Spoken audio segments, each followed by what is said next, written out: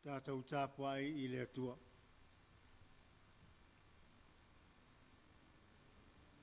O le ano le nei o mea o lo tautala I nei, o ia I tātou le whaitauranga sili e whapena. O le ua nofo I le tūtau matau o le nofo ali o le siri ese o I le langi. O le au na I le mea pa ia, ma le whare pata whai moni, sa whatu wina I le li a e leo tangata. A wā o tō whia whaitauranga siri uma, ina ia whaitauranga I mea alofa matauranga. Le mea le awai ina ia iai fo I le nei whaitauranga siri. Se mea e whaitauranga ai. A wā a whai ana iai o ia I le lalolangi. O le whai o ia ma whaitauranga. A wā alo o iai whaitauranga o e whaitauranga I mea alofa e tusa ma le tūlafonu.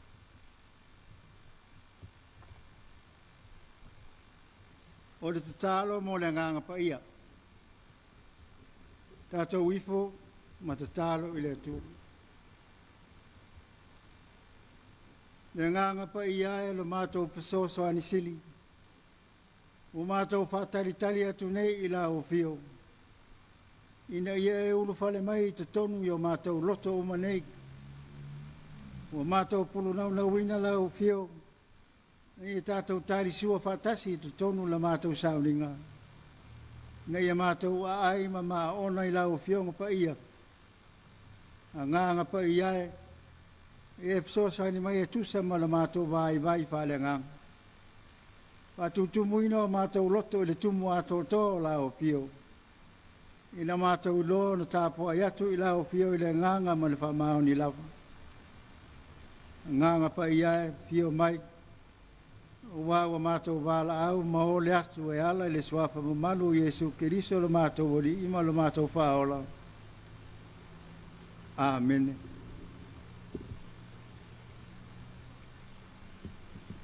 O le whaitawina o le tuispa ia.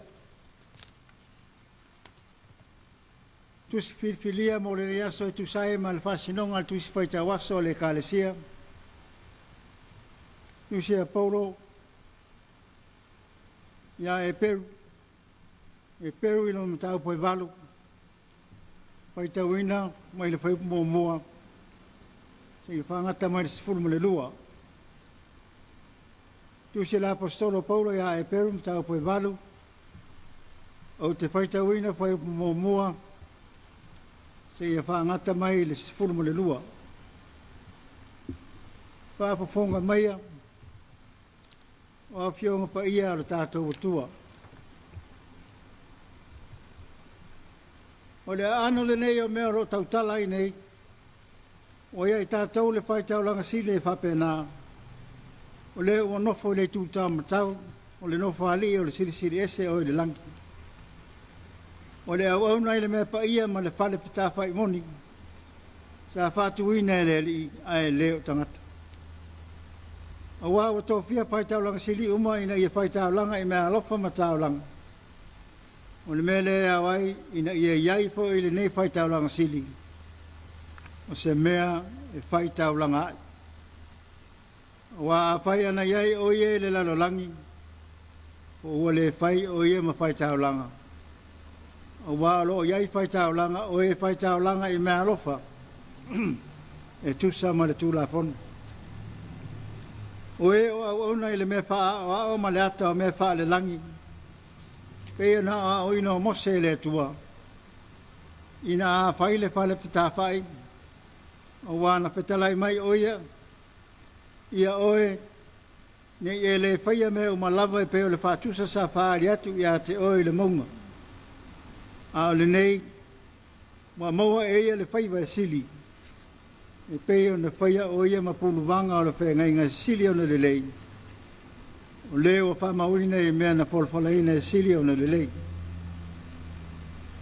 O wawa ana sao lelei le whainga inga na mua. O wale sa ilia sona lua. O wawa ta ua eia wale sao le na mua. Na whetalai atu lea o ia te ilatou. O lo whetalai mai le li. Auta mai. E o mai o na aso o te osi ai se wherenga fau ma le ainga o Israelu atoa ma le ainga o Yuta. E le pei o le whenga inga na o whaia ma o lātou tamā. I le aso na o tango atuai i o lātou lima e taitai atu i lātou na i le nuu ai kopito. O wā o lo whetala i mai le ni. Na le tu mau i lātou i lau whenga inga. O na o tu la wha i ai lea i ate i lātou. A o le whenga le nei o te whaia ma le ainga o Israelu pe a mawai atu i aso. O lo whetala i mai ai le ni. O te tui nā tua o tū la whono i o lātou mawhauwhau. O tū sia i o lātou roto. E whaifo i au mō lātou o tua. E whaifo i lātou mō nu. Lātou te lea o atu fo i taitasi i la le lātou tua oi. Ma taitasi i lo nauso. E whape atu. Ia e i loa le ri. O wā e loa o tangata o malawa. O tangata anu a toa mari. Au wā o te whamangalo i a lātou a mio leanga.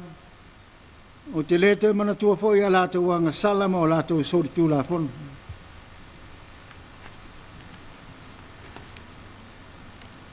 A maniu mai le tua e le whaitawino mana whionga pa ia.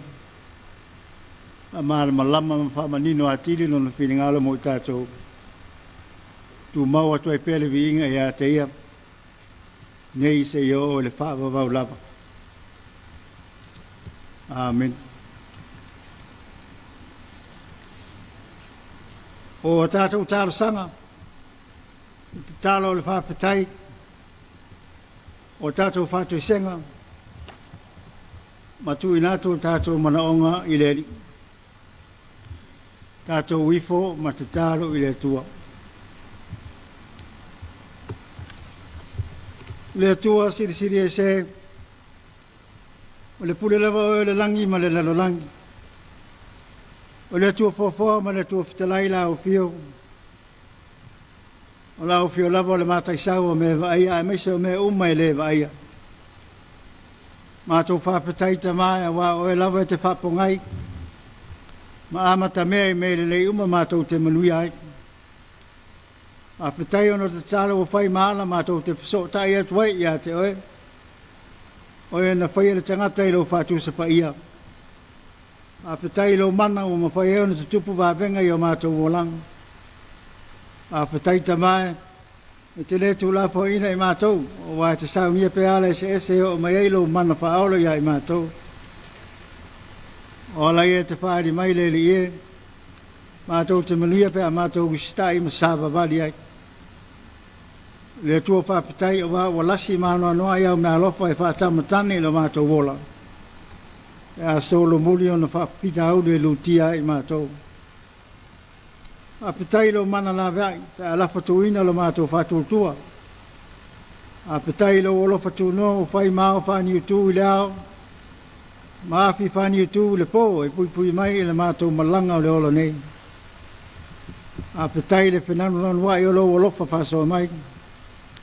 O tau ai manu lo mātou wola i asa unga. A petai ono e leo utu wāna e whamanatu mai pe i au whiong pa ia. Au wala e manu iai lo mātou wola i le tino. Ai meise ai le whālenga. A petai siri te maa ono Yesu Keriso lau mea alofa fua i fua mai. O le wala e tasi mātou te ui atuai leo lai whaavavau. Whaatasi ma lau o fio. A petai ono le filifilinga alofa Yesu Keriso e ala le sātauru. So loi se ai o mātou sori ngā tū la whono o malawa. Ma lau le lei e la mātou wala i leo la tali.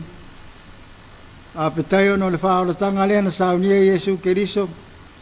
Se avanoa wha auro mo i mātou. Mo mele lei uma, ma leola e wha wawau. E le le ie o mātou se, i lo mātou o langa uma nei. Ai o mātou whātou ese atu tamā. I alofa wha mangalo mai lo mātou o la le ato toa.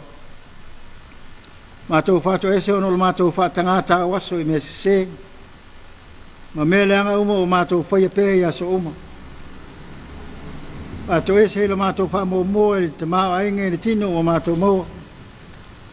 Te le ai na mato fa sili me fa tau ba o le ola nei. Ai mese o me o iei le to i lalo ma le fa luma ina. Alofa fa mangalo lo mato fa talinga tuli lo mato vala wina e teu le ala mo oe ma le tala le lei. O te le ai na mato fa mo le manatu fa pitu. A te oe se te maa o na uruangia le mato fa tuatuanga i a te oe. Talu suinga fau tau fa se o le poto fa teknolosi o nei vai tau. Mato fa to ese o no le mato loto maa. Wa tili ai o le mato le langona lo o lofa fa mangaro. Le fa aria so fo po io Yesu Kristo le na o awina. Fa tino ina le fa mangalo ina le lalo langi nga sala. Pato ese tamai. Wa uina mai la upu ya mato le ola fa pa ia ina. Wa ari pe lo mato musua e ola. Pato ese no vai lo mato wola talo. Mo ngofia i mato satani. Na te fa maite ni olanga masa sai ma le fa pa ia ina. Ia i mato. Ele ai se me lilo la usi le fanga le ali e. Ai o mato tali tonu foi. O e lava na e fetelai o auto wanga sala foi. O te le mana tua lava. Se alofa ina tele lo alofa le. Le tua fa fonga taro. Manuia mai le whainga malo Samoa lo lato whatawa ina o le atinai. O ala manuia lau tele o na tangata. Wa le whaingo whiane iau ngātou pulanga. Ai a solo le lavalimi. Pa manuia le nei pulenga. A manuia le pulenga ali mi whai pule o le nei nu. Io na mga vai SS. Mo wale tō whawha le tua e tai iai au tangata. Ia la tafe o manuia sau tua fafa. Lo whangia tamā ma tina ma tua mauro la tau soifua la le lei. Ma tau te tau ma tua iai la tau Tapua'iga mau. Whangia whanau aonga mau le poto ma la tamai mai la o pio. E manuia ai lo la tau lumanai. A inga foi manu. Lau e kālesia ma le nei atunu. Lo fa fa manuele fa nga lu te ma fa fa fa tu ai nga ma fa na mai se o ma tu te ma fa fa pension de ma lo fa le tu ai nga ma fa na manuele ma tu te ma fa fa le tu ma ai ma o le ma lo si le tino si le nga tu mu pe la u tu lo tu mu ato to wa la nga lu nga ma le tala le manuia i tō whinga le nei rot, nei au rot, mai launga wharetua mainga. Ai mei se o te akona wharetua mainga, o lātou o poutu toa lau ngā ruenga. Mā tō manatua lau kālesia awao, ai mei se o le kālesia sofa tasi. E alu ma le mana lau upu folo. Mā tō manatua ai whale mai mai, e o iei ai whale pui. Mo wale malos, tino malos, soi fu manuia oi. Ia mai se o la whawhawina mo e o iai ai whare pui. Te tala mo le lalo langi vivesi, o i taua ma whewai e inga. Iai le file mu o lao pio. Ia mai se o e o pōpua ngatia, ma sawa aina, e whapena. Iai le mana o lao pio, e whapena na pōpua.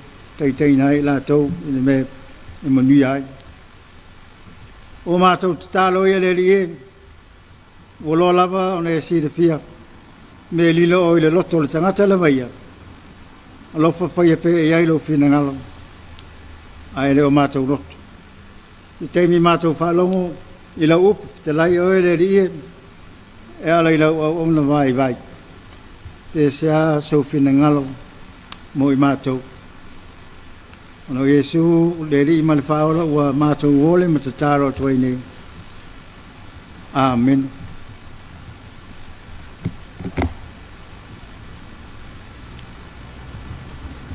O le launga e le suafa mamalu o le tua le tama, le tua le alo ma le tua le ngang pa ia. Amen. Mo le matua mai le tusi sa fai tauina, e peru mtau po e valu, pia wha ngaina le fai upo e toru ma le fai upo e wha, e fai ma matua. Au iei ni mapau whaunga wha le nganga, o le nei fai Taeao. Te toe, pia fai tauina e wha pea.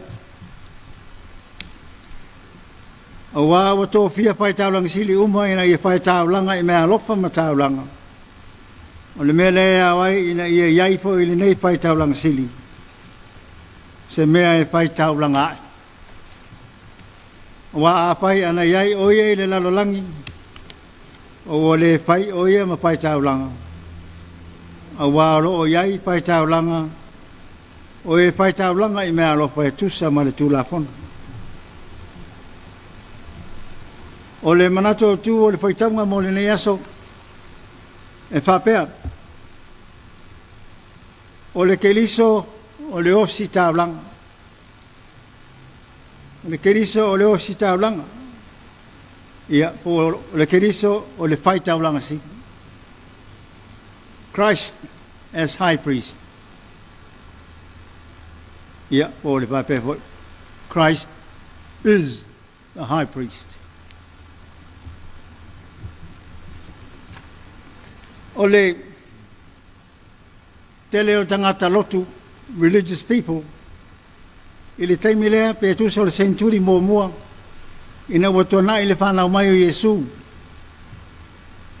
E tu sai tangata i sada elu, ma tangata ese, Jews and Gentiles. I lo lato siringia o le talitonunga o kerisiano i le taimi lea. Sa lato wawa ai, mo se wha maoninga, some evidence, o le talitonunga fau lea, pe moni, ma wha maonia, to see whether it's genuine, e wha pe nao na talitonunga fia iai. O Israelu pe lewa na si le fia, sa iei le vavenga, it was a miracle.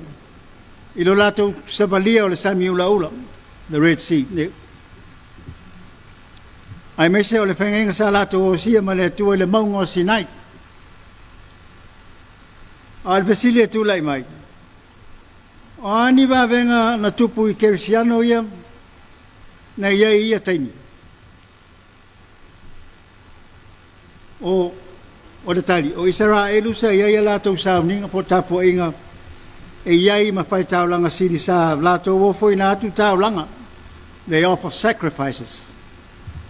I le malu ina ia whamangalo i tangata. A o amea na ia i kerisiano. E whapepea, e le whatuatuanga kerisiano fau lea, na o ngā tonu ia Yesu, anō foi nātu le whamangalonga o angasala, ma le whauwo i le tua. O le tusire nei i tangata e peu na tusia ia, talisa oi le toi ngā pesilia. O I na ta oi, e le na tusia le tusi. Apostolo Paulo. Le taua tele o Yesu, the importance of Jesus. O Yesu o taua I lo so se angelu o le tua. E le se angelu sili atu lo Yesu. Nona e le peru mo moa, nona tau pu mo moa, e upu e lima o sfuma pa. E sili atu I so se perfetto. Sili atu fo I lo Mose ma Yosua, e le peru e lua. Mo moa e o le pa. O Yesu fo I o le fai taulanga sili. E a toa ona le lei. He is the perfect high priest. A wai le angasala, ele tangata angasala. Ai olona foi na tolon soifua.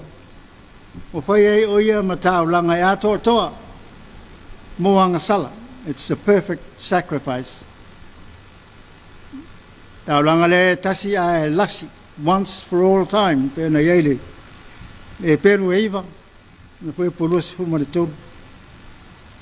taluailo na mali mo lona toi foi mai mai leoti. Wana tatala ile ala mo tangata umai o mai ai ile tua. Ele peru e fa. Sfuru mai fa. E ole mtau foi lima. Ole tursine nei e Paulo e peru e tele sona sao ele fa tawa ino ele fa tutua. E fa ilo mai ele na tusi ele nei tusi. O me o foi na mai Yesu. E feto a maua pe a iai le fa tutua. A le fa tutua le e ilo ai la to o muli muli ia Yesu. E mauti no lo la to fa moi moi. Ma maua e la to se fa mauninga. O me le va ai ai mata. Things that you don't see. E vi ia le tu stala le apostolo Paulo tangata fa tu o le tu ia taimi. Ma fa malo si au o ia i lato wa muli muli ne ia Yesu. Ina ia taula i la lato vai ia Yesu. Ma tau fatuli ma le ona sa i le ala tanu. O yo lato le ala tanu le tato fai tau so e le pelus fulma de lua. O mo o le tonu. A la le winga o le ia se fai tau langa sili e pe o Yesu. E si le fia ma malama Yesu i so se tato vai vainga. Ai sa, o ana pa o so soina o ia pe lava o tatou. Ai le iai sana ngasal. O lona winga a tatou mana o mia se so soani. E te tau na tatou o i luma o le nofa ali. O le tatou tua a lofa muti muti vale. O i nā tātou te maua ele alofa tū noa ele whatawina. O tātou maua ele whasosoani mo o mia. I so se mea tātou te tālo atu wai.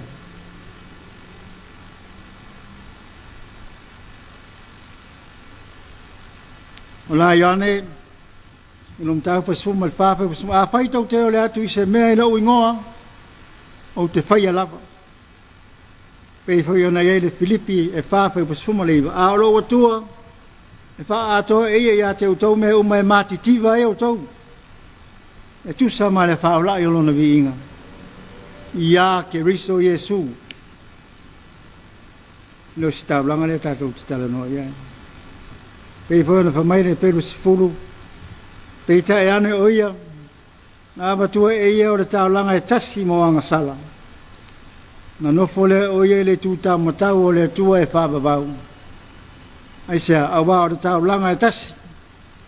O wha ato to ina e ia e whababau. O e ua whapa ia ina. O le ale tala. O le keliso. O le osi tau langa sili.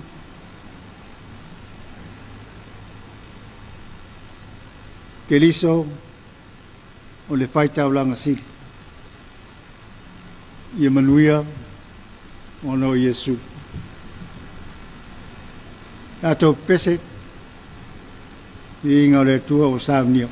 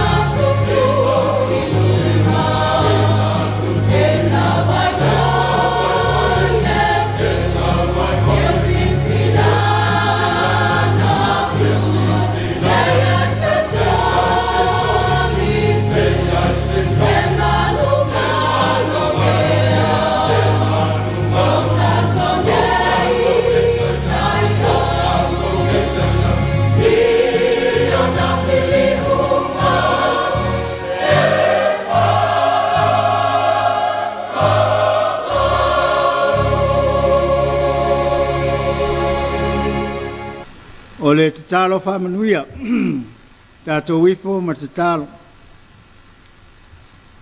A le while mu fo i mai le tuolo siri siri lava i mea uma e manatu iai.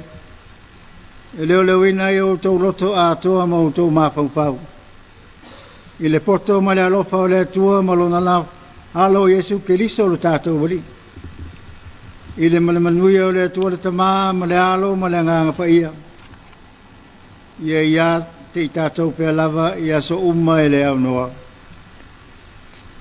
Amen.